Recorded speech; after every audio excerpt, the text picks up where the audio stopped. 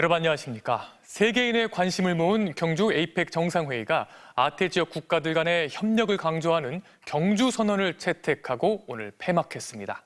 오늘 오후엔 11년 만에 한국을 방문한 시진핑 중국 국가주석과 이재명 대통령이 정상회담을 가졌는데요. 우호적인 분위기 속에 당초 예정돼 있던 1시간을 훌쩍 넘겨 97분 동안 이어졌습니다. 회담에서 두 정상은 양국 협력의 필요성을 확인하고 경제, 문화, 범죄 대응 등의 분야에서 7건의 양해각서를 체결해 한동안 소원했던 한중 관계 회복에 물꼬를 텄습니다. 첫 소식 공윤선 기자가 보도합니다.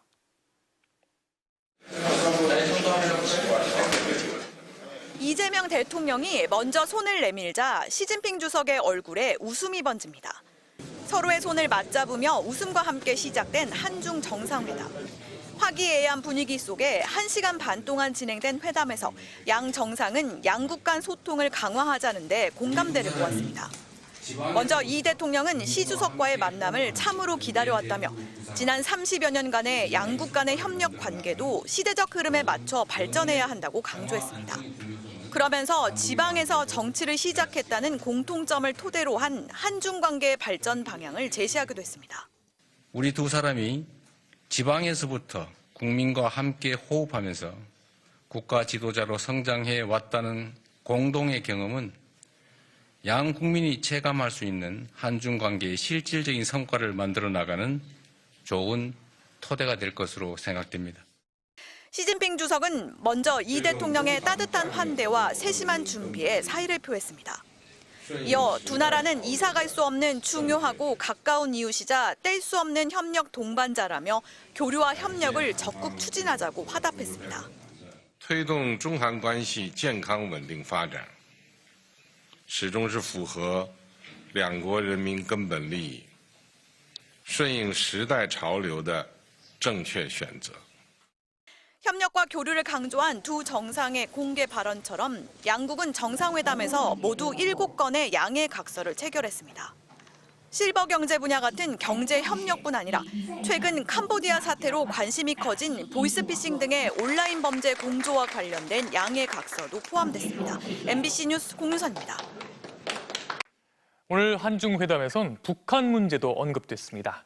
이재명 대통령은 우호적인 북중 관계를 지렛대로 남북 관계를 해결해 나가자고 제안했는데요. 시진핑 주석은 북한이라는 단어를 직접 언급하진 않았지만 지역의 평화와 발전을 위해 더 많은 긍정적인 에너지를 불어넣을 용의가 있다고 화답했습니다. 김정우 기자가 보도합니다. 이재명 대통령과 시진핑 중국 국가주석이 마주 앉은 첫 회담 테이블에는 북한 문제도 올랐습니다. 이 대통령은 원활한 북중 관계를 활용한 남북 간 대화 재개를 언급하며 양국이 전략적 소통을 강화하자고 했습니다. 최근 중북 간 고위급 교류가 활발히 진행되는 등 대북 관여의 조건이 형성되고 있는 상황을 매우 긍정적으로 평가합니다. 김정은 북한 국무위원장이 6년 만에 중국을 방문해 전승절 열병식에 참석하고 중국 서열 2위인 리창 국무원 총리가 북한을 방문하는 등 북중 교류가 활발해진 상황을 한반도 평화에 긍정적으로 활용하자는 겁니다. 마주 앉은 시 주석은 북한을 직접 언급하진 않았지만 지역 평화를 위해 노력할 용의가 있다고 화답했습니다. 推动中韩战略合作伙伴关系行稳致远为地区和平与发展提供更多正能量 이 대통령은 회담에 앞서 가진 기자회견에서도 김대중 전 대통령의 햇볕 정책을 언급했습니다. 누군가의 코트를 벗기려면 센 바람만 불어서는 쉽지 않고 오히려 움츠러들게 하니까 따뜻한 봄날을 만들어서 더 이상 옷을 껴입고 있을 필요가 없게 만들어야 된다. 특히 싸울 필요가 없는 평화를 만드는 것이 가장 확고한 안보라며 대화의 중요성을 다시 확인했습니다. 이 대통령은 시진핑 주석과의 첫 회담에서 남북관계 개선을 위한 중국의 역할론을 당부했습니다. 일단 한국과의 협력을 강조한 시진핑 주석이 한반도 평화의 중간자적 역할 요청에 응할지 시 주석의 입에 관심이 쏠립니다. 경주에서 MBC 뉴스 김정우입니다. 에이펙 정상회의가 경주선언 채택을 끝으로 모든 일정을 마무리했습니다. 미중 갈등 등 최근의 관세 분쟁 상황을 반영하듯 자유무역, 다자주의 같은 표현은 빠지고 협력 강화에 대한 의지를 담았는데요. 치열한 논의 끝에 오늘 아침 7시가 넘어서야 합의에 도달했습니다. 경주선언의 과정과 내용을 지윤수 기자가 정리했습니다. 25개 세부 항목으로 구성된 경주선언에는 관세 분쟁 등 최근의 갈등을 반영하듯 아시아 태평양 지역의 고민이 담겼습니다. 글로벌 무역 제재가 중대한 도전에 직면해 있음을 인식한다며 모두가 혜택을 누리는 성장을 위해 협력을 강화하고 실질적인 조치를 취할 것을 함께 촉구했습니다. 혁신을 통해 신성장 동력을 창출하고 성장의 과실을 고루 나누는 포용적 성장이 필요하다라는 점을 강조하고 있습니다. 경주선언은 또 보호무역을 내건 미국과 자유무역 복원을 주장한 중국의 대립각 속에 절충점을 찾았습니다. 먼저 그간 에이펙 공동선언에서 빠지지 않았던 세계무역기구 WTO 기반의 다자무역 체제라는 표현은 빠졌습니다. 대신 정상선언보다 한 단계 낮은 외교통상 강요회의 성명에 WTO의 중요성을 인정한다고 적었습니다. 또 자유무역, 다자주의를 명시하지 않았지만 견고한 무역과 투자가 아태 지역 성장에 필수적이라며 경제협력을 계속 심화시켜 나가겠다는 약속을 담았습니다. 의장국인 우리 정부는 큰 틀의 정상선언과 장관급 성명을 이른바 투트랙으로 조율했고 결국 마지막 날 오전 7시 23분에야 극적인 합의를 이끌어냈습니다. 아마 큰 쟁점은 무역과 투자에 관한 챕터를 둘 거냐였다고 합니다. 대통령실은 국제경제의 불확실성 속에서 포괄적 협력의 방향성을 제시했다는 점에서 의미가 크다고 평가했습니다. 경주선언엔 또 사상 처음으로 문화창조산업의 협력 필요성도 담겼습니다. 인공지능 분야에 대한 협력과 인구구조 변화에 대한 대응을 담은 합의문도 함께 채택됐습니다. 적지 않은 성과와 함께 미국과 중국의 무역 패권 다툼이라는 현실적인 한계를 재확인하면서 에이펙 정상회의는 막을 내렸습니다. 경주에서 MBC 뉴스 지윤수입니다. 네, 다음 소식입니다. 아시아 순방을 마치고 귀국한 트럼프 대통령이 한국과 일본에서의 환대와 성과에 대해 다시 한번 큰 만족감을 드러냈습니다. 하지만 미국 내에서는 다양한 풍자와 비평이 나오고 있다는데요. 워싱턴 김재용 특파원이 취재했습니다. 플로리다로 가는 전용기에서 트럼프 대통령은 다시금 정상회담 성과를 자랑했습니다.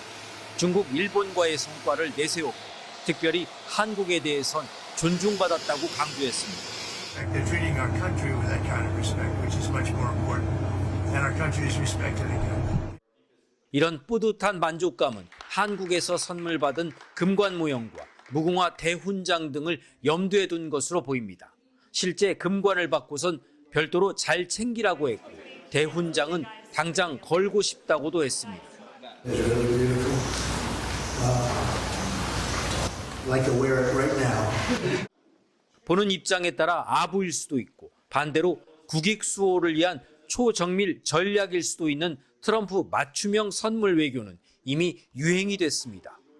이스라엘은 황금빛비, 일본은 황금빛 사무라이 투구와 아베 전 총리의 골프 퍼터 등을 주었고 카타르 왕실이 준 보잉 항공기를 놓고선 격렬한 뇌물 논란까지 일었습니다. 이번 금관 선물을 두고선 다양한 풍자 동영상은 물론 시사 비평까지 쏟아졌습니다. 노킹스 시위가 벌어진 지 2주도 되지 않아 금관 선물을 받았다는 비판 보도도 나왔습니다. 이런 가운데 뉴욕타임스는 미국이 민주주의와 독재를 구분짓는 12개 지표 전 부문에서 퇴보했다고 진단했습니다. 공교롭게도 같은 날 백악관은 대변인 사무실 등이 있는 일부 공간에서 기밀 보호를 이유로 기자들의 출입을 금지한다고 밝혔습니다. 얼마 전 국방부가 기자들에게 정보통제 서약을 요구했던 것에서 이어지는 언론 자유 훼손에 지우란 지적이 나오고 있습니다. 워싱턴에서 MBC 뉴스 김재웅입니다. 어젯밤 헬로윈을 맞아 홍대와 이태원 등 서울 번화가 곳곳이 북적였습니다.